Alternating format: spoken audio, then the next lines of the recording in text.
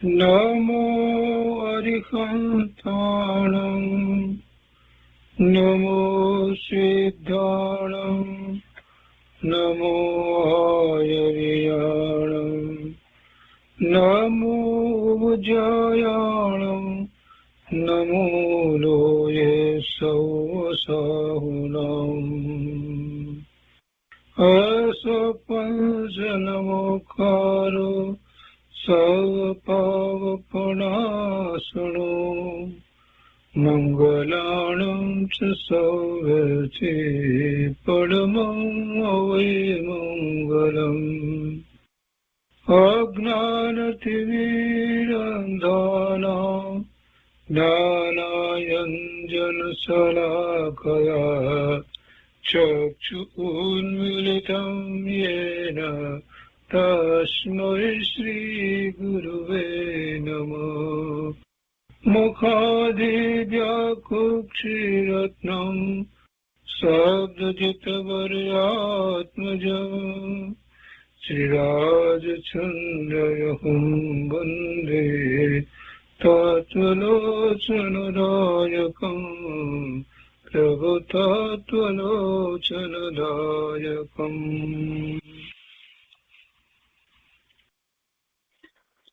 કૃપાળુદેવના વચનામૃતનો સ્વાધ્યાય.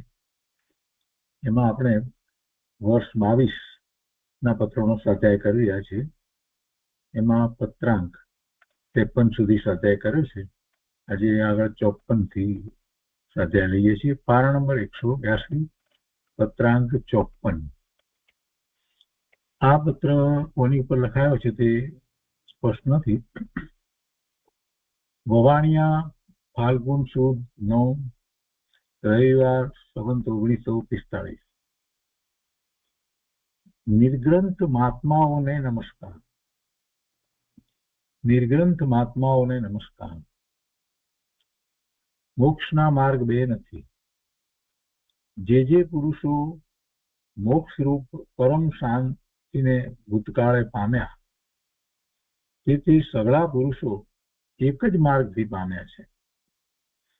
મોક્ષના માર્ગ બે નથી, એક જ માર્ગ છે. જે પુરુષો મોક્ષરૂપ પરમ શાંતિને ભૂતકાળે પામ્યા તે સગળા સત્પુરુષો એક જ માર્ગથી પામ્યા છે. વર્તમાન કાળે પણ તેથી જ પામે છે. એટલે એક જ માર્ગ છે મોક્ષનો, બે નથી. ભવિષ્યકાળે પણ તેથી જ પામશે. એક જ માર્ગ છે, એ જ માર્ગથી પામશે. વર્તમાનમાં પણ એમ જ છે ને ભૂતકાળમાં પણ એમ જ હતું. તે માર્ગમાં મતભેદ નથી, અસરળતા નથી. માર્ગમાં કોઈ મતભેદ નથી, એક જ માર્ગ છે. અસરળતા નથી, સરળ છે. મોક્ષનો માર્ગ સરળ છે. ઉન્મત્તતા નથી, એમાં કાંઈ ઉન્મત્તપણું હોય નહીં. મોક્ષના માર્ગમાં ઉન્મત્તપણું કેવું? ભેદાભેદ નથી, માન્ય અમાન્ય નથી. તે સરળ માર્ગ છે, તે સમાધિ માર્ગ છે, તથા તે સ્થિર માર્ગ છે અને સ્વાભાવિક શાંતિ સ્વરૂપ છે. સર્વકાળે તે માર્ગનું હોવાપણું છે. જે માર્ગના મર્મને પામ્યા વિના કોઈ ભૂતકાળે મોક્ષ પામ્યા નથી, વર્તમાન કાળે પામતા નથી અને ભવિષ્યકાળે પામશે નહીં. મોક્ષનો માર્ગ એક જ છે. અને કેવો છે એની વાત કરી. એમાં કોઈ મતભેદ નથી, ભેદ અભેદ એવી કોઈ વાત નથી, માન્ય અમાન્ય એવું કાંઈ નથી. માર્ગ સરળ છે, સમાધિ માર્ગ છે અને સ્થિર માર્ગ છે. વળી સ્વાભાવિક શાંતિ સ્વરૂપ માર્ગ છે. સર્વકાળે તે માર્ગનું હોવાપણું છે. એટલે જગતમાં એવો કોઈ કાળ નથી કે જ્યારે આ મોક્ષ માર્ગ ન હોય. ભલે ભરત ક્ષેત્રને વિશે, ઐરાવત ક્ષેત્રને વિશે એ વખતે કેવળ જ્ઞાન પ્રાપ્ત ન થતું હોય, પણ માર્ગ તો હોય છે. 7મા ગુણસ્થાન સુધીની દશા વર્તમાનમાં ભરત ક્ષેત્રને વિશે પંચમ કાળમાં પણ પ્રગટ થઈ શકે છે. પણ મૂળ વાત તો એ છે કે મહાવીર ક્ષેત્રને વિશે તો હંમેશા તીર્થંકર પરમાત્મા હોય જ છે. ઓછામાં ઓછા 20 તીર્થંકર ભગવાન તો હોય, અને દરેક તીર્થંકર ભગવાનના સમુસરમાં કેટલાય કેવડી હજારો ની સંખ્યામાં કેવડી પરમાત્મા પણ બિરાજમાન હોય. અને એ સિવાય ગણધર ભગવાન, આચાર્ય ભગવાન, ઉપાધ્યાય ભગવાન બધા 7મે 6ઠે ગુણસ્થાને રહેલા એવા મહાપુરુષો પણ હોય, કે એમાંથી પણ કેટલાક પછી એ જ ભાવમાં કેવળ જ્ઞાન પ્રગટ કરવાના હોય. એટલે આ માર્ગ તો સનાતન માર્ગ છે, અને એ શાશ્વત માર્ગ છે, અને એ હંમેશા હોય જ છે. અહીંયા ક્યાં કોઈ પ્રદેશે ભગવાન નથી તો એનો અર્થ એમ નથી કે એ માર્ગ નથી. મોક્ષનો માર્ગ એ તો સદાય હોય છે, સર્વકાળે તે માર્ગનું હોવાપણું છે. અને હવે એના પછી એક વાત મહત્વની કરી છે કે જે માર્ગના મર્મને પામ્યા વિના કોઈ ભૂતકાળે મોક્ષ પામ્યા નથી. બીજી કોઈ રીતે કોઈ મોક્ષ પામ્યું નથી. બીજેથી કોઈ મોક્ષ પામી શકાય એવી વાત જ નથી. બીજો કોઈ માર્ગ નથી. એ માર્ગના મર્મને પામ્યા વિના કોઈ ભૂતકાળે મોક્ષ પામ્યા નથી. વર્તમાન કાળે પણ કોઈ પામતા નથી, ને ભવિષ્યમાં પણ કોઈ પામશે નહીં. એટલું બધું સ્પષ્ટ મોક્ષ માર્ગને વિશે કહી દીધું.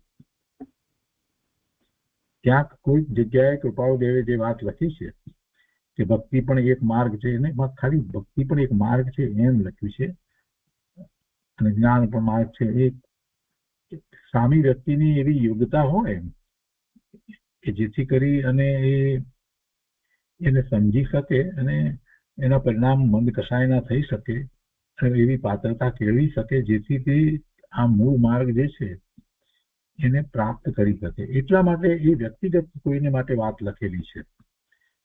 પણ અહીંયા બહુ સ્પષ્ટ કહે છે કે મોક્ષ માર્ગ એક છે. આગળ લખે છે કે શ્રીજીને સહસ્ત્ર ગમે ક્રિયાઓ અને સહસ્ત્ર ગમે ઉપદેશો એ એક જ માર્ગ આપવા માટે કયા છે. હજારો પ્રકારે ક્રિયા અને હજારો પ્રકારે ઉપદેશ જે કહેવામાં આવ્યો છે તે આ એક જ માર્ગ દર્શાવવા માટે કહેવામાં આવ્યો છે. એમાં કઈ જુદો જુદો માર્ગ બતાવ્યો છે એમ છે જ નહીં. માર્ગ તો આ એક જ છે, એને માટે જ બધું કહેવાય છે. અને તે માર્ગને અર્થે તે ક્રિયાઓ અને ઉપદેશો ગ્રહણ થાય તો સફળ છે. ક્રિયાઓ અને ઉપદેશો જે બધી વાત છે એ ત્યારે જ સફળ કહેવાય કે જ્યારે એ પોતે એ માર્ગે ચાલી અને એવો પુરુષાર્થ કરે અને કેવળ જ્ઞાન પ્રગટ કરે. એ માર્ગને અર્થે તે ક્રિયાઓ અને ઉપદેશો ગ્રહણ થાય તો સફળ છે, અને એ માર્ગને ભૂલી જઈ તે ક્રિયાઓ અને ઉપદેશો ગ્રહણ થાય તો સૌ નિષ્ફળ છે. એટલે ક્રિયા અને ઉપદેશ જે છે એ બધું પછી પકડે પણ મૂળ માર્ગને ભૂલી જાય તો એનો કાંઈ અર્થ નથી. આટલી બધી વાત કરી છે માર્ગના વિશે. એક જ છે માર્ગ. શ્રી મહાવીર જે વાટેથી તર્યા, જે માર્ગેથી તર્યા, કેવડી થયા અને સિદ્ધ થયા.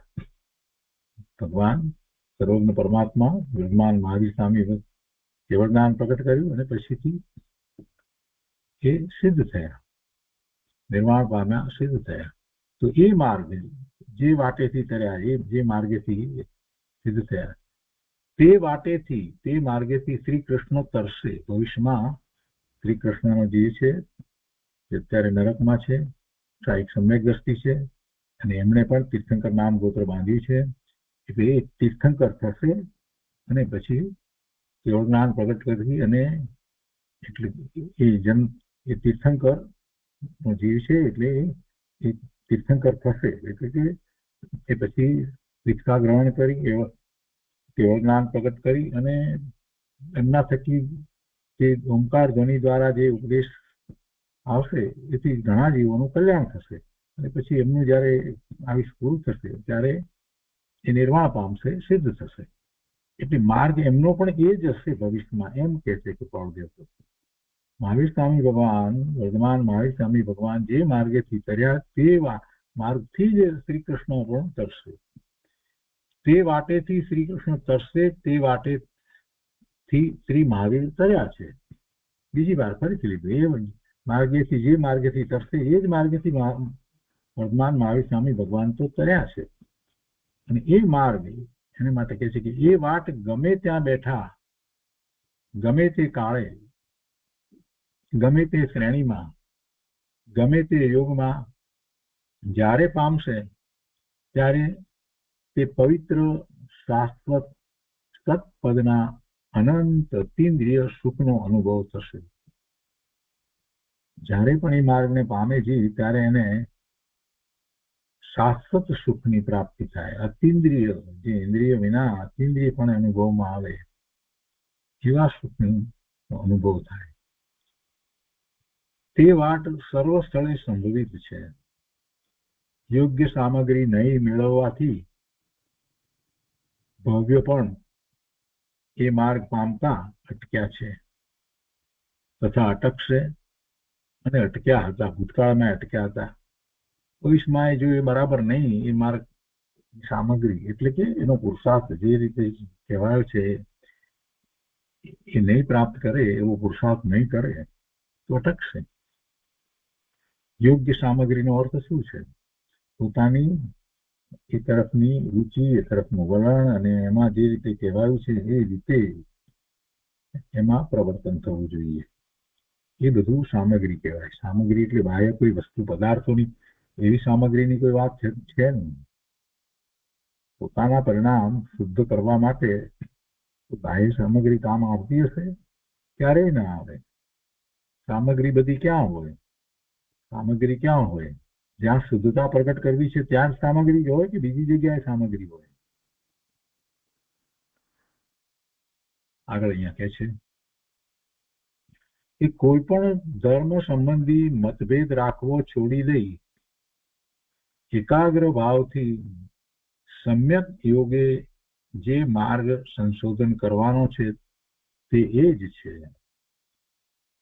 બીજા અન્ય ધર્મ સંબંધી કોઈ પણ પ્રકારના વિકલ્પોને છોડી દેવા. કોઈ પણ ધર્મ સંબંધી મતભેદ રાખવો છોડી દઈ. અને બીજો અર્થ અહીંયા એ થાય કે આ જૈન ધર્મ જે છે એમાં કોઈ પણ પ્રકારે મતભેદ પાડવા નહીં. કેમ કે જિનેશ્વર જે ધર્મની વાત કરી છે, જે એમની ઓમકાર ધ્વનિમાં જે ધર્મનું સ્વરૂપ પ્રગટ થયું છે એમાં કોઈ મતભેદની વાત જ નથી. એમાં કોઈ મતભેદ હોય નહીં. એટલે કોઈ પણ ધર્મ સંબંધી મતભેદ રાખવો છોડી દઈ. કોઈ પણ અર્થ અહીંયા આપણે એ રીતે લેવાનો કે આ જૈન દર્શન જે જિનેશ્વર ભગવાન જે ધર્મ કયો એના સંબંધી કોઈ પણ પ્રકારનો મતભેદ રાખવો નહીં. ધર્મ સંબંધી કોઈ પણ મતભેદ રાખવો છોડી દઈ અને એકાગ્ર ભાવથી સમ્યક યોગે જે માર્ગ સંશોધન કરવાનો છે તે એ જ છે. માન્ય અમાન્ય, ભેદ અભેદ કે સત્ય અસત્ય માટે વિચાર કરનારા કે બોધ દેનારાને મોક્ષને માટે જેટલા ભાવનો વિલંબ હશે તેટલા સમયનો સંશોધકને તે માર્ગના દ્વાર પર આવી પહોંચેલાને વિલંબ નહીં હશે. એ બધાનો આ બધો જે વિચાર કરે છે ને એવા ઉપદેશકો વગેરે બોધ દેનારા, એમાં માન્યતા અમાન્ય ને અમાન્ય ને અભેદ ને અભેદ ને સત્ય અસત્ય એ માટે વિચાર કરનારા કે બોધ દેનારા જે છે એને વધારે સમય લાગશે કે છે. એને મોક્ષને માટે જેટલા ભાવનો વિલંબ હશે તેટલો વિલંબ જે આ માર્ગમાં આવ્યો છે એને નહીં હોય. એટલા સમયનો ગૌતાએ સંશોધકને એ માર્ગના દ્વાર પર આવી પહોંચેલાને વિલંબ નહીં હશે. ટૂંકમાં માર્ગ નિશ્ચિત છે. હવે એમાં કોઈ પણ પ્રકારે બીજા અન્ય માર્ગની સાથે સરખામણી કરવી વગેરે એમાં પણ કંઈક છે વગેરે વિચારો કરવા અને એવા બધામાં કાંઈ સમય બગાડવાની જરૂર નથી. કૃપાળુદેવ અહીંયા સ્પષ્ટ તો કહે છે છતાંય પછી બીજા અન્ય મતના જે કંઈ ધર્મના પુસ્તકો હોય એ બધાના અભ્યાસ વગેરેમાં સમય શા માટે આ બધા બગાડી રહ્યા છે? કૃપાળુદેવે અહીંયા પણ સ્પષ્ટ કહ્યું છે, અને એમણે જે શાસ્ત્રોનો અભ્યાસ કરવાનો કહ્યું છે એમાં પણ એ જ રીતે વાત છે. આગળ કહે છે કે વિશેષ શું કહેવું? તે માર્ગ આત્મામાં રહ્યો છે, આટલું તો સ્પષ્ટ કહ્યું છે. માર્ગ આત્મામાં રહ્યો છે તો એના સાધન પણ આત્માના વિષય હોય કે બહાર હોય? અહીંયા જે સંશોધન વગેરે કરવાનું એ ક્યાં સંશોધન, શું સંશોધન એ કરવાનું છે? ખરેખર તો સંશોધન તો પોતાના સ્વરૂપને વિષય કરવાનું છે કે પોતાના પરિણામ કેવા થઈ રહ્યા છે એનું સંશોધન કરવાનું છે. બાકી માર્ગને માટે બીજું કઈ સંશોધન કરવાનું છે કઈ? માર્ગ તો શાશ્વત છે, અનાદિનો છે, સિદ્ધ થયેલો માર્ગ છે. અનંત કાળથી એ જ માર્ગે જીવો મુક્તિને પામ્યા છે, એમાં કઈ બીજી વાત નથી. અને સામગ્રી અહીંયા તો સ્પષ્ટ કરે છે કે માર્ગ આખો આત્મામાં રહ્યો છે, તો સામગ્રી, એની સામગ્રી બહાર હોય કે પોતાને વિષય હોય? પોતાને વિષય જ હોય ને. સામગ્રીનો અર્થ એવો ના કરવો કે કોઈ વસ્તુ ચીજ હોય એ સામગ્રી, એમ નહીં. અહીંયા તો ભાવની સામગ્રી છે જે પોતાને વિશે જ હોય. વિશેષ શું કહેવું? તે માર્ગ આત્મામાં રહ્યો છે. આત્મત્વ પ્રાપ્ત પુરુષ, નિર્ગંથ આત્મા, જ્યારે યોગ્યતા ગણી તે આત્મત્વ અર્પશે, ઉદય આપશે, ત્યારે જ તે પ્રાપ્ત થશે, ત્યારે જ તે વાટ મળશે, ત્યારે જ તે મતભેદ આદિક જશે. શું કહે છે કે આ માર્ગને વિશે બીજું તો શું કહેવું? આત્મત્વ પ્રાપ્ય પુરુષ, જેને આત્મા પ્રાપ્ત થયો છે, અનુભૂતિ જેને વર્તે છે એવા મહાપુરુષ, નિર્ગંથ આત્મા એટલે એવા મુનિ, જ્યારે યોગ્યતા ગણી તે આત્મત્વ અર્પશે, એટલે એવો માર્ગ આપશે, ઉદય આપશે, ત્યારે જ તે પ્રાપ્ત થશે, ત્યારે જ તે વાટ મળશે. એટલે કોઈ પોતાની મતિ કલ્પનાએ શાસ્ત્ર વાંચે તો માર્ગ મળી જાય એવી વાત નથી. એવા મહાપુરુષ દ્વારા એ આત્મબોધ પામી અને એ માર્ગ પામી શકાય, એ માર્ગને પ્રાપ્ત કરી શકાય, એ માર્ગમાં પુરુષાર્થ થઈ શકે. જાતે પોતે મતિ કલ્પનાએ પોતાની મરજી મુજબ એ માર્ગમાં જવા ધારે તો થઈ શકે એમ નથી. એમ કે આપણે શાસ્ત્રનો અભ્યાસ કરી લઈએ એટલે બધું આવડી જાય, આપણે તો હોશિયાર છીએ, બહુ બધી પહેલો નંબર આવતા હતા તો એટલે આપણે વાંધો નહીં આવે, એમ નથી ભાઈ. એવું કઈ માર્ગનું સ્વરૂપ નથી.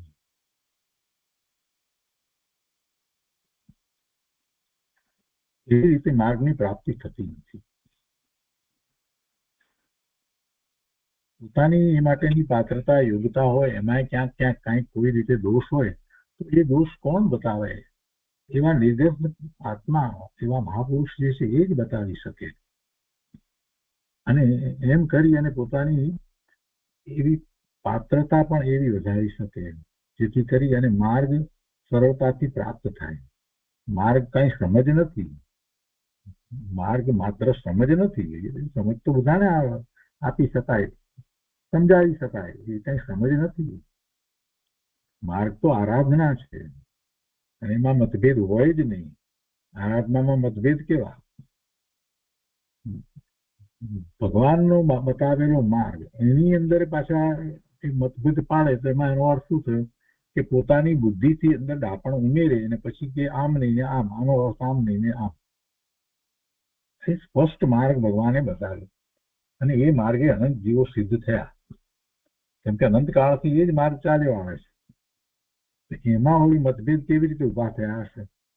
પોતાનું ડાપણ અંદર ઉમેરીને મતભેદ ઉભા કર્યા, બીજું તો શું? એ કઈ ચર્ચાનો વિષય નથી, એ કઈ પરીક્ષા આપવાનો વિષય નથી, એ કઈ બુદ્ધિનો વિષય નથી. એ આરાધનાનો વિષય છે. આરાધના માટે પૂર્ણ રુચિ જોઈએ, પૂરેપૂરી રુચિ જોઈએ, એટલો ભક્તિભાવ જોઈએ, એટલો સ્વાર્પણનો ભાવ જોઈએ, એટલો વૈરાગ્ય હોવો જોઈએ, એની લગની લાગવી જોઈએ, ત્યારે એ માર્ગ પ્રાપ્ત થાય. એમને માર્ગ કઈ પ્રાપ્ત થતો નથી. અને એટલી તૈયારી હોય તો પછી નિમિત્ત તરીકે એવા સદગુરુ નિશ્રા પણ પ્રાપ્ત થઈ જાય અને મતભેદ કદાચ કાંઈક રહેતા હોય એ પણ સમાઈ જાય, પણ મતભેદ રાખવા જ નહીં, મતભેદ ઉભા કરવા નહીં. આપણે જ્યાં જન્મ્યા હોઈએ ત્યાં મતભેદ ચાલતા હોય તો પણ આપણે મતભેદમાં પડવું નહીં. મતભેદ રાખી કોઈ મોક્ષ પામ્યા નથી. બહુ સ્પષ્ટ છે અહીંયા તો બધી વાત. મતભેદ રાખી કોઈ મોક્ષ પામ્યા નથી. વિચારીને જેણે મતભેદને ટાળ્યો તે અંતર્વૃત્તિને પામી ક્રમે કરી શાશ્વત મોક્ષને પામ્યા છે, પામે છે અને પામશે. મતભેદથી જીવ બહાર જ રહેવાનો છે. મતભેદ કરશે, પોતાનું ડાપણ દોડવા જશે તો વિકલ્પમાં જ રહેશે, અંતરમાં નહીં જઈ શકે. જેને અંતરમાં જવું છે, કેમ કે માર્ગ અંતરંગ છે, માર્ગમાં માર્ગ છે જ નહીં, માર્ગ આત્મામાં રહ્યો છે, તો પછી મતભેદ કેવી રીતે છે? બધાના આત્મા તો સરખા છે, તો મતભેદ ક્યાં છે? આખો માર્ગ આત્મામાં રહ્યો છે અને બધાએ પોતાના આત્મામાં જ સ્થિર થવાનું છે, એવો તો માર્ગ છે. તો એમાં મતભેદ શું છે? મતભેદ પાડવાની ક્યાં જરૂર જ ઊભી થાય છે? વસ્તુને સમજતો નથી જીવ. રાગ દ્વેષના પરિણામ કર્યા જ કરે છે. ધર્મના નામે રાગ દ્વેષ કર્યા કરે છે, ધર્મના નામે. અને પોતે હોશિયાર એટલે પોતાનો મત છોડતો નથી. અરે ભાઈ જીનેશ્વર, ભગવાનના મતને સમજને પકડને, તારો મતને બાજુ પર રાખ, તારા મતને છોડ, તારી માન્યતાને છોડ અને ભગવાને જેમ કહ્યું છે, જે ભાવથી કહ્યું છે, પરમાર્થે જેવું સ્વરૂપ કહ્યું છે એવા સ્વરૂપને ગ્રહણ કરને. એ કરતો નથી.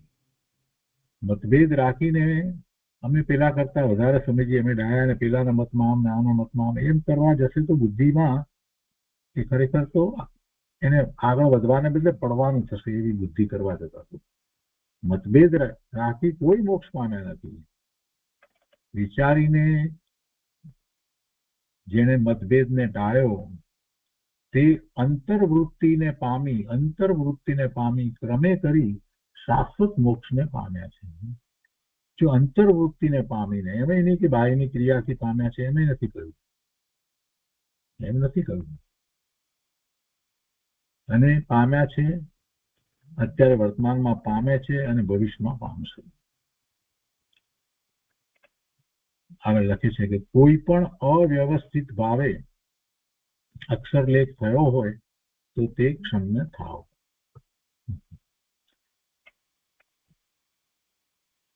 આ લખાણમાં કોઈ પણ જગ્યાએ કાંઈ ભૂલ થઈ હોય તો એને માટે ક્ષમા ચાહું છું. એ પછી 55મો પત્ર છે. આ પત્ર પણ કોની ઉપર લખાયો છે એ સ્પષ્ટ નથી. 55મો પત્ર પણ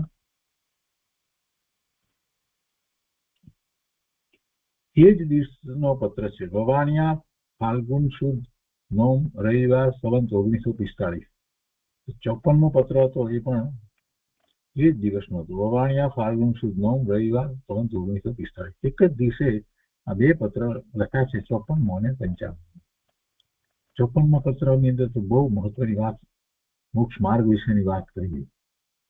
હવે અહીંયા 55મા પત્રમાં લખે છે કે નિરાગી મહાત્માઓને નમસ્કાર. જેને રાગ નથી, રાગ રહિત થયા છે એવા મહાત્માઓને નમસ્કાર. રાગ ગયો છે તો દ્વેષ પણ ગયો છે, એટલે કે કસાયથી રહિત થયા છે એવા મહાત્માઓને નમસ્કાર. કૃપાળુદેવ લખે છે કે કર્મ એ જડ વસ્તુ છે. કર્મ એ જડ વસ્તુ છે. જે આત્માને એ જડથી જેટલો આત્મબુદ્ધિએ સમાગમ છે, એટલે પોતાપણાની બુદ્ધિ, આત્મબુદ્ધિ એટલે પોતાપણાની બુદ્ધિ, એનો સમાગમ એટલે જડ કર્મ છે, છતાં એ કર્મમાં એને પોતાપણાનો વિકલ્પ છે. આ કર્મ મારા કર્મને કારણે મને આમ થાય તેમ થાય, કર્મના ઉદયો મારામાં વગેરે, એને આત્મબુદ્ધિએ સમાગમ કહેવાય. કર્મ એ જળ વસ્તુ છે. જે આત્માની એ જડથી જેટલો આત્મબુદ્ધિએ સમાગમ છે તેટલી જડતાની એટલે કે અબોધતાની તે આત્માને પ્રાપ્તિ હોય એમ અનુભવ થાય છે. કર્મ સાથે જેટલી આત્મબુદ્ધિ એટલી એને જડતા છે, અબોધતા છે એટલે એટલો બોધ એ પામતો નથી. આમ કહી અને કૃપાળુદેવે આપણને સીધું કહ્યું કે ભાઈ કર્મ જડ છે, એ તારાથી ભિન્ન છે, તું ચેતન છો, તારે અને કર્મને કોઈ સીધો સંબંધ નથી, એ તારું કાંઈ બગાડતા નથી. તું નકામાનો સામો પડતો જઈ અને એમાં પોતાપણાની બુદ્ધિ કરે છે, આ કર્મ મારા, મને આમ કર, મને તેમ કર, અને એમ કરી રહ્યો છું, તો એને કારણે તને આત્માની પ્રાપ્તિ થતી નથી, પરંતુ તને જડતાની અને અબોધતાની પ્રાપ્તિ છે. બોધ ન મળવાની પ્રાપ્તિ છે, અને બોધ પ્રાપ્ત થતો અટકે છે. તું જડ જેવો થઈ જાય છે, તું ચેતન જડપણે વર્તી રહ્યો છે, જડ ભાવે પરિણમી રહ્યો છે. વસ્તુ જડ છે, આ કર્મ છે તે જડ છે. કેટલી સરસ રીતે વાત સમજાવી છે, આખી શાસ્ત્રની મૂળભૂત વાત સમજાવી દીધી છે. સમયસારની વાત અહીંયા તો સમજાવી દીધી. કર્મ જડ છે, જડ કર્મ આત્માના પરિણામને બદલે એવું વસ્તુનું સ્વરૂપ નથી, પણ જે એ જડ કર્મની સાથે એકરૂપ થાય, ઓતપ્રોત થાય, મારાપણાની બુદ્ધિ કરે, આત્મબુદ્ધિ કરે, મારા છે, મને સ્પર્શે છે, મારે આમ છે, મારે તેમ છે, એ બધા કર્મમાં એમાં જે રોકાઈ ગયો છે, તો એ પોતે પોતાના સ્વરૂપ તરફ તો ક્યાંથી વળવાનો છે. એટલું જ નહીં, પણ એને કારણે એને બોધ પણ એને લાગશે નહીં, અને એ બોધ વિનાનો રહી જશે, જડ રહી જશે. જડતાની એટલે અબોધતાની તે આત્માને પ્રાપ્તિ હોય, એને બોધ નહીં પ્રાપ્ત થાય. અને એમ કૃપાળુદેવ કહે છે કે એમ અનુભવ થાય છે. આગળ લખે છે કે આશ્ચર્યતા છે કે પોતે જડ છતાં ચેતનને અચેતન મનાવી રહ્યા છે. કોણ પોતે જડ? કર્મ. કૃપાળુદેવ એની માટે આશ્ચર્ય વ્યક્ત કરે છે કે કર્મ પોતે તો જડ છે, એ જડ છે, ચેતન નથી, છતાં પણ ચેતન એવા આ આત્માને, જે ચેતનને અચેતન મનાવી રહ્યા છે. ચેતન એવો આત્મા જે છે એ જડ ભાવે પરિણમી ગયો છે, એટલે એને અચેતનપણું બનાવી રહ્યા છે. પોતાને વિશે અચેતનપણું જે માને છે, એ શા માટે માને છે? કર્મના ઉદય સાથે જોડાઈ એમાં પોતાપણું કરી અને એ જડ ભાવે થાય છે. ચેતન તો આત્મા છે, કર્મ તો જડ છે. અને એમાં કહે છે કે કર્મના કારણે, કર્મના ઉદય ને લીધે આ મૂર્ખ જીવ, મિથ્યા દ્રષ્ટિ, અજ્ઞાની, એ કર્મ સાથે એટલું એકત્વ કરે છે કે એ પોતે જડ જેવો થઈ ગયો છે. એને બોધ લાગુ પડતો નથી. જડ એટલે એને કોઈ બોધ અસર કરતો નથી. એમ આશ્ચર્યની વાત કરી છે. આશ્ચર્યતા તો છે કે પોતે જડ છતાં ચેતનને અચેતન બનાવી રહ્યા છે. ચેતન ભાવ ભૂલી જઈ, ચેતન પોતાનો ચેતન ભાવ છે એને ભૂલી જઈ અને પેલા જડ કર્મ જે છે એને જ સ્વ સ્વરૂપ માને છે.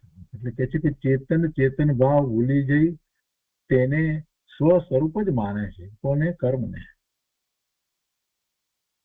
જે પુરુષો તે કર્મ સંયોગ અને તેના ઉદય ઉત્પન્ન થયેલા પર્યાયોને સ્વ સ્વરૂપ નથી માનતા અને પૂર્વ સંયોગો સત્તામાં છે તેને અબંધ પરિણામે ભોગવી રહ્યા છે, તે આત્માઓ સ્વભાવની ઉત્તરોત્તર ઉર્ધ્વ શ્રેણી પામી શુદ્ધ ચેતન ભાવને પામશે. અને આમ કહેવું સપ્રમાણ છે. એને માટે અમારી પાસે તો પ્રમાણ છે આ વાત કહેવા માટે. શું કહે છે? સાચી વાત હવે કહે છે કે જે પુરુષો તે કર્મ સંયોગ, જે પુરુષો એટલે જે જીવો, પુરુષો જે કર્મ સંયોગ અને તેના ઉદય, કર્મના ઉદય ઉત્પન્ન થયેલા જે પર્યાયોને સ્વ સ્વરૂપ નથી માનતા, પોતાનું સ્વરૂપ નથી માનતા, એ પર્યાયોને પોતાથી ભિન્ન માને છે. કર્મના ઉદય શું શું નથી થતું, જરાક વિચાર કરે ને, કર્મનો થોડોક અભ્યાસ કરે તો એને ખબર પડે કે 4 ઘાતી કર્મની પ્રકૃતિ કઈ, એની પેટા પ્રકૃતિ સહિત 47 પ્રકૃતિ થાય, અને 104 અઘાતી કર્મની પ્રકૃતિ કઈ, એની પેટા પ્રકૃતિ સહિત 101 પ્રકૃતિ થાય. કુલ 148 પ્રકૃતિ કર્મની છે. હવે અઘાતી કર્મની પ્રકૃતિ આટલી બધી જે છે, 101 પ્રકૃતિ, એમાંની કેટલી બધી પ્રકૃતિના એને બંધ પડ્યા હોય, એ સત્તામાં પડ્યું હોય, તો એ શેને કારણે છે? એ પૂર્વે જે ભાવ કર્યા હતા એને કારણે. જેમ કે આ અમુક પ્રકારનું, અમુક જાતનું એવું શરીર મળ્યું, એ પ્રકારની બુદ્ધિ મળી, એવો એ શરીરનો દેખાવ મળ્યો, એમાં રોગ વગેરે કાંઈ પણ મળે તો એ પણ. એવી જ રીતે જે બાહ્યમાં સામગ્રીઓ મળી, ધન સંપત્તિ, આ બધું મળ્યું, આ બધી વસ્તુ જે, અને એ પ્રમાણે એને આયુષ મળ્યું હોય, અને આ મનુષ્યની ગતિ મળી, આ બધું અઘાતી કર્મને કારણે છે. અને બીજું, ઘાતી કર્મને કારણે એને મિથ્યાત્વ સહિત અજ્ઞાન ભાવ છે, અને પોતે પોતાના સ્વભાવમાં થતો નથી, સ્વભાવમાંથી આવતા સુખ શાંતિ આનંદનો અનુભવ કરતો નથી. એ મૂળ કારણ ઘાતી કર્મની પ્રકૃતિઓના ઉદય સાથે જોડાઈ અને એ વિભાવ ભાવે વર્તે છે, અજ્ઞાન ભાવે વર્તે છે, એ વાત છે. તો એ વાતને આપણે જરાક યાદ કરીએ અને પછી વિચાર કરીએ તો કૃપાળુદેવે આ વાત જે કરી છે બહુ સહેલાઈથી સમજાયેલી છે. શું કે છે? કર્મ સંયોગ, જે પુરુષો તે કર્મ સંયોગ અને તેના ઉદયે ઉત્પન્ન થયેલા પર્યાયોને, આ બધું જે કંઈ પોતાને પ્રાપ્ત થયું છે એ બધું કર્મના સંયોગે ઉત્પન્ન થયેલી પર્યાયો છે. એ આત્માની પર્યાય નથી, આત્માના પરિણામ નથી, એ કર્મને કારણે થયેલા એ સંયોગ છે, એવી એ પર્યાયો છે, એ આત્માના પરિણામ નથી. જે કંઈ મળ્યું, આપણે શરીર વગેરેની વાત કરી, ધન સંપત્તિ, આ તે બધું, તો એ બધા કર્મને કારણે થયેલા પર્યાયો છે. તો એ પર્યાયોને પોતાનું સ્વરૂપ નથી માનતો. એ ડાયો માણસ છે, એ હોશિયાર છે, એ વિચક્ષણ છે, એ બુદ્ધિશાળી છે, એ સાચો છે. જે પોતાનું સ્વરૂપ નથી એને શુક્રાએ પોતાનું માને. કર્મના ઉદયો આવ્યા તો આવ્યા, અહીંથી શું થઈ ગયું એને જુએ ને, કે આ કર્મના ઉદયને કારણે આ બધું છે. કોઈ માન આપે છે, કોઈ અપમાન કરે છે, શું છે? અરે એવો ઉદય છે તો ઉદય છે, અમારે શું છે એ કર્મના ઉદય સાથે? અમને કાંઈ નથી, અમે તો ભગવાન આત્મા છીએ. એ ભગવાન આત્માનું એ સ્વરૂપ નથી, આત્માનું એ વસ્તુ આત્માની છે જ નહીં. એ કર્મના ઉદયો છે. સંપત્તિ મળી તો શું થઈ ગયું, અને દારિદ્ર્ય પણ મળ્યું તોય શું થઈ ગયું? એ આત્માથી ભિન્ન જુદી વસ્તુ છે. એટલી ખુમારી જેને છે સ્વરૂપને માટેની, એ જ ધર્મ પામી શકે. બાકી અમે તો પામર કરે છે, એ પામર જ રહેશે, અંતકાળ સુધી પામર જ રહી જવાનો છે. એની પામરતા, ભગવાન આત્મા પોતે, એની વળી પામરતા કેવી? એટલે પામર થઈ અને અનેક વસ્તુમાં એ સ્વપણું કરે, પોતાપણું કરે. એમ કર્મના ઉદયોની સાથે પોતાપણું કરી લે છે. એ તો ક્યારેય કાંઈ પામતો નથી, અનંત ભવ સુધી એને કાંઈ પ્રાપ્ત થતું નથી. એ તો જળ જેવો થઈ રહ્યો છે. એ તો પહેલી વાત કરી. પણ જે બીજા એવા પુરુષો છે જે વિચક્ષણ છે, એ પુરુષોની વાત કરતા કહે છે કે એ કર્મ સંયોગો અને એના ઉદયો જે છે, તો એ ઉદયોને કારણે જે સંયોગો આવ્યા છે, એ પર્યાયો, એવા પરિણામો, એને પોતાનું સ્વરૂપ નથી માનતા. એ વસ્તુ બધી પોતાથી ભિન્ન છે. પોતે કોણ? પોતે શરીર રૂપ નથી, પોતે આ સંપત્તિ રૂપ નથી, પોતે આ ઘર બાર કુટુંબ આ બધા રૂપ નથી. બધાથી ભિન્ન જુદો પોતે ભગવાન આત્મા છે. એટલે આ બધા જે છે કર્મના ઉદયને કારણે એને પોતાનું સ્વરૂપ નથી માનતા, સ્વ સ્વરૂપ નથી માનતા. અને બીજી વાત કહે છે, અને પૂર્વ સંયોગો સત્તામાં છે. પૂર્વે જે ભાવ કર્યા હતા એને કારણે આ બધું જે છે બધા છે સત્તામાં છે, તો તેને અબંધ પરિણામે ભોગવી રહ્યા છે. એ બધા સંયોગો આવ્યા છે, એને અબંધ પરિણામે ભોગવી રહ્યા છે. એટલે કે એને કારણે એને રાગ દ્વેષના પરિણામ નથી થતા. આ શરીર આવું છે એટલે એમ કરીને આ ધ્યાન કરે અથવા તો અભિમાન કરે, પૈસા મળ્યા છે અથવા એટલે એને માટે થઈને અભિમાન કરે, કે દરિદ્ર છે એટલે પછી એ રીતે ખેદ કરે, કે એમાંનું કાંઈ કરતા નથી. એ બધા સંયોગો એને સત્તામાં છે, ઉદયમાં પણ હોય, બધું હોય, છતાં એને કેવી રીતે ભોગવે છે? પરિણામને જ્ઞાતા દ્રષ્ટા ભાવે ભોગવે છે, અબંધ પરિણામે. અબંધ પરિણામે એટલે નવા બંધ ન પકડે એવી રીતે સંયોગોને ભોગવે છે. ઝઘડા, કંકાસ, રાત એ બધા આસપાસમાં કુટુંબીમાં બધામાં થતા કરતા હોય તો શું છે? એને એની સાથે ભળી અને પોતે એવા રાગ દ્વેષના ભાવે નથી થતા. જો એમ થાય તો પછી પોતાને બંધ પડે. એ સમજે છે કે આ પૂર્વકર્મના ઉદય છે અને ઉદયમાં ક્યાંય હું નથી. એ ભલે ઉદય રહ્યામાં છતાં પણ એ સંયોગ રૂપે છે, એનો વિયોગ થવાનો જ છે. એટલે એમ એને પોતે જ્ઞાતા દ્રષ્ટા ભાવે એને જુએ છે, એટલે એને બંધ પડતા નથી, નવા બંધ પડતા નથી, એ રાગ દ્વેષ કરતા નથી. તો તેમ એ રીતે એને અબંધ પરિણામે ભોગવી રહ્યા છે. એવા આત્માઓ એને માટે કહે છે કે તે આત્માઓ સ્વભાવની ઉત્તરોત્તર ઉર્ધ્વ શ્રેણી પામી, સ્વભાવમાં વધારે ને વધારે એકાગ્રતા કરતા ઉર્ધ્વ શ્રેણી પામી શુદ્ધ ચેતન ભાવને પામશે. શુદ્ધ પૂર્ણ ચેતનાને પ્રાપ્ત કરશે એટલે સિદ્ધ દશાને પામશે, શુદ્ધ ચેતન ભાવને પામશે. અને આમ કહેવું સ્વપ્રમાણ છે, એટલે અમારી પાસે એવું કહેવા માટેના ઘણા કારણ છે. અમે સાબિત કરી શકીએ એમ છે, સપ્રમાણ છે. કારણ અતીત કાળે તેમ થયું છે, ભૂતકાળમાં પણ આમ જ થયું છે, વર્તમાન કાળે તેમ થાય છે અને ભવિષ્યકાળમાં અનાગત કાળે તેમ જ થશે. કેટલો મોટો પુરુષાર્થ બતાવ્યો, વસ્તુ સ્વરૂપ સમજાવ્યું અને પુરુષાર્થ બતાવ્યો. આગળ લખે છે કે કોઈ પણ આત્મા ઉદય કર્મને ભોગવતા સમત્વ શ્રેણીમાં પ્રવેશ કરી અબંધ પરિણામે વર્તશે તો ખચિત ચેતન શુદ્ધિ પામશે. કર્મના ઉદય તો બધાને હોય ને હોય. અહીંયા છે એનો અર્થ જ છે કે એ કર્મ સહિત છે. જો એ કર્મ રહિત હોત તો સીધી શિલા ઉપર બેઠો હોત ને. આ ભગવાન આત્મા અહીંયા કેમ છે? કેમ એ ત્યાં સિદ્ધ પરમાત્માની સાથે ત્યાં કેમ સિદ્ધ થઈને નથી બેઠો? કેમ કે કર્મ સહિત છે. એટલે એ તો સહેલી વાત છે, સમજાય એવી વાત છે. દરેક આત્મા કર્મ સહિત છે.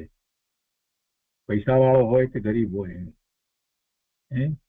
મોટો પંડિત હોય કે બુદ્ધિ વગરનો હોય, બધા કર્મ સહિત જ છે. સંસાર પર્યાયમાં છે, કર્મ સહિત. પણ એમાં ફેર છે, બધાની વચ્ચે ફેર છે. જે ડાયો છે, સમજ્યું છે, જેને આ ભવના ભ્રમણ નો ખ્યાલ આવ્યો છે કે અનંત કાળથી પોતે એવા ભવના ભ્રમણ કરી રહ્યો છે અને એને થાક લાગ્યો છે, હવે એવા દુઃખ એને નથી ભોગવવા એવો નિર્ણય કર્યો છે. અને એનો માર્ગ પણ એને ખ્યાલમાં આવ્યો છે કે અનંત જીવો એવી રીતે સિદ્ધ થયા છે, તો હું શા માટે ન થયું? હું કેમ નથી થયો? આટલા વખતથી આટલા સિદ્ધો થતા આવ્યા છે, રોજ થઈ રહ્યા છે 3 સિદ્ધ, તો હું કેમ નથી થતો? એવો જેને વિચાર આવ્યો છે, એવો પણ અત્યારે વર્તમાનમાં સંસારમાં પર્યાયમાં છે. એની સામે બીજા એવા પણ છે કે જેને એ બધાની કઈ ખબર જ નથી, ભાન નથી, અને જેવા કર્મના ઉદયો છે એની સાથે એકરૂપ થઈ જાય છે. બંને પ્રકારના જીવો છે. પણ પેલા જીવો બહુ ઓછા છે, જે વિચક્ષણ છે, જે બુદ્ધિમાન છે, જેમને નિર્ણય થાય છે કે ઓહો, મેં તો બહુ મોટી ભૂલ કરી નાખી. અનંત કાળ વીતી ગયો અને અનંત કાળથી આ બધા જીવો એટલા બધા સિદ્ધ થતા જાય છે અને હું અહીંયા શું કરું છું? પોતાની ભૂલ એમ જે સમજે છે અને ધર્મ તરફ વળે છે, એને માટે કહે છે કે કોઈ પણ આત્મા ઉદય કર્મને ભોગવતા સમત્વ શ્રેણીમાં પ્રવેશ કરી, એટલે સંભાવે રહીને કે આ બધું મારાથી જુદું ભિન્ન છે, એમ સમત્વ શ્રેણી છે. સમત્વ શ્રેણી એટલે શું? જે કંઈ છે મારું છે એમ જો કરવા બેસશે તો સંભાવ ક્યાંથી રહેવાનો છે? પોતાની વસ્તુ અને બીજાની વસ્તુમાં સરખાપણું ક્યારેય કોઈને લાગતું હોતું જ નથી. પોતાની વસ્તુને જ મોટી માનતો હોય. એટલે સમત્વ શ્રેણીનો અર્થ જ એ થાય છે કે પોતાથી ભિન્ન છે ત્યારે જ સમત્વ શ્રેણીમાં રહી શકાય, ત્યારે જ સંભાવ આવે. પોતાની વસ્તુ એ છે જ નહીં. કર્મના ઉદયને કારણે જે છે એ પોતાનું નથી. એમ જયારે એની માન્યતા થાય છે, એવું ભેદ જ્ઞાન થઈ જાય છે કે બધાથી પોતે જુદો ભિન્ન છે, ભલે ને સ્વાવિકલ્પ દશામાં અનુભવ ન થયો હોય તો પણ, તો એ સમત્વ શ્રેણીમાં પ્રવેશ કરી અને પછી એમ વર્તે છે, તો પછી એને રાગ દ્વેષ થતા નથી, શુભાશુભ ભાવ થતા નથી, એટલે બંધ પડતા નથી, એટલે અબંધ પરિણામે એ વર્તશે. અને એમ થશે તો પછી ચેતન શુદ્ધિ પામશે. પછી ચેતન શુદ્ધિ પામશે. પોતાનું ચૈતન્ય સ્વરૂપ એ તો દ્રવ્ય અપેક્ષા એ તો શુદ્ધ પૂર્ણ પવિત્ર જ છે, પણ એની જે વર્તમાન દશા જે છે, એની પર્યાયની અંદર જે મલિનતા છે એ પણ ચાલી જશે, એની શુદ્ધિ થશે. આત્મા વિનયી થઈ સરળ અને લઘુત્વ ભાવ પામી સદૈવ સત્પુરુષના ચરણ કમળ પ્રતિ રહ્યો,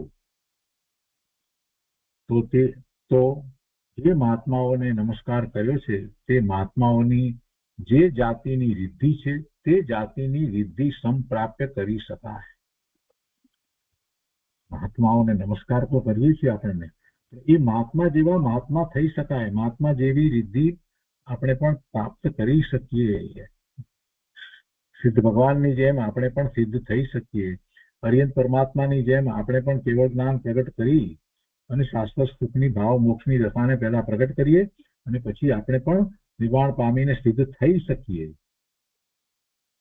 પણ ક્યારે? તો એની વાત કરી છે કે આત્મા વિનયી થઈ સરળ અને લઘુત્વ ભાવ પામી મોટાઈ બધી છોડી દે, સરળતા રાખે, મધ્યસ્થતા હોય અને જેમ ભગવાને વસ્તુ સ્વરૂપ પ્રકાશ્યું છે એમ જ એને સ્વીકારે. સદૈવ સત્પુરુષના ચરણ કમળ પ્રતિ રહ્યો હોય, એટલે જે સત્પુરુષે જે માર્ગ બતાવ્યો છે એ જ માર્ગે ચાલ્યો.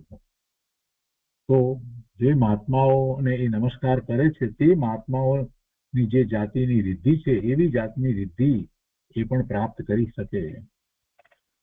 અને આગળ લખે છે કે અનંત કાળમાં કાં તો સત્પાત્રતા થઈ નથી અને કાં તો સત્પુરુષ મળ્યા નથી.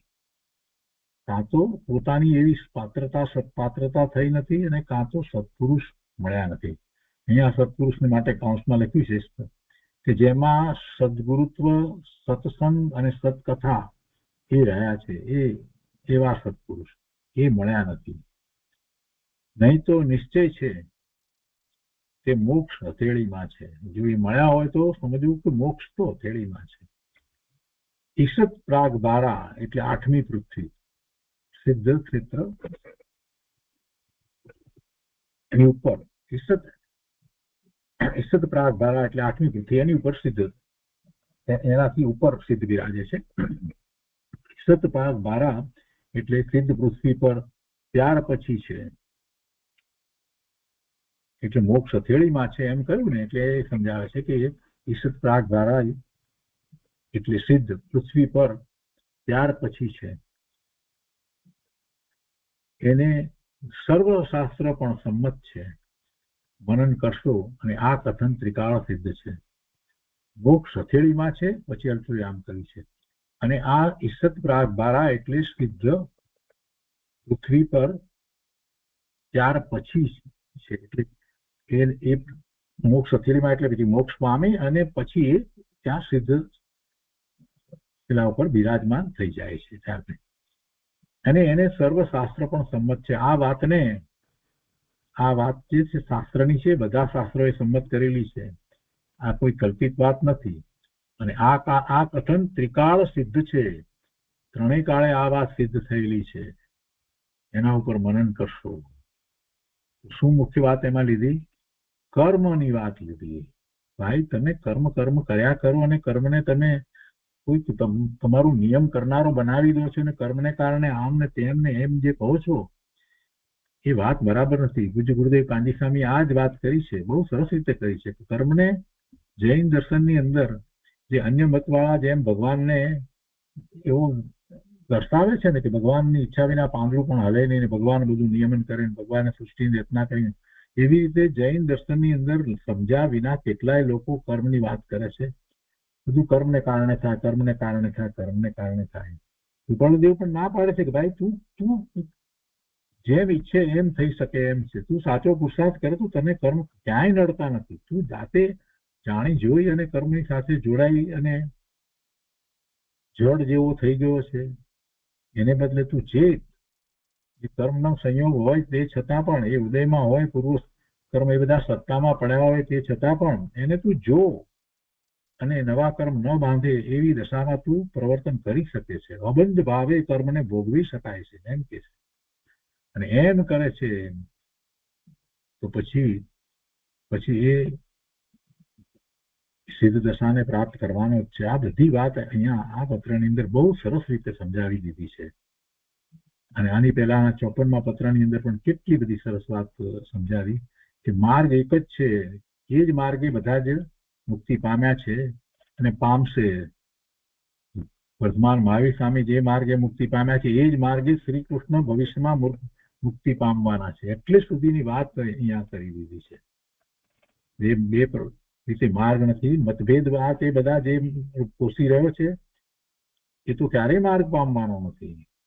અને એની વાત પણ એ માર્ગ આખો ક્યાં છે, પોતાના સ્વરૂપને વિશે છે. તો આ બે પત્ર બહુ જ મહત્વના છે. આ 54મો પત્ર અને એ આ 55મો પત્ર, એ બંને પત્રો ખૂબ મહત્વના છે. 54મો અને 55મો પત્ર કોને સંબોધીને લખાયા છે એ અહીંયા સ્પષ્ટ નથી આપણી પાસે, પણ બંને પત્ર ખૂબ મહત્વના છે. આપણે તો એમ સમજીએ કે સૌને માટે એ પત્ર છે, બધાને માટે એ પત્ર છે. તો આજનું સ્વાધ્યાય અહીંયા સુધી રાખીએ છીએ અને ફરીને આ 54 અને 55મા પત્રનો અભ્યાસ કરવા માટે અનુમોદના છે.